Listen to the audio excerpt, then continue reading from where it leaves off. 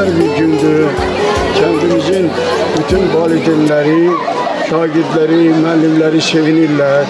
Bugün Səməd Vurğunun heykəlinin açılışı günüdür. Biz hamımız onu dəstəkləyirik. Bu da qardaş müəllim Fəthullahın rəhbərliyi ilə 1957-ci ildə festivallar keçirilirdi. Bizim şagirdimiz festivalda Bakıda iştirak ettiği için həmin onun hesabına bizim Türkreş Kənd 8-ci məktəbinə demək Səməd Vurğunun adını verdik.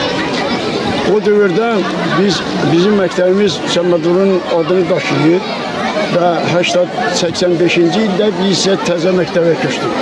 Təzə məktəbə köçəndən sonra rəhbərlik vasitəsilə demək parkdan Səməd Vurğunun heykəli götürüləndə bizim məktəbimiz onun adını daşıdığı üçün gəlib burada o heykəli qoydular.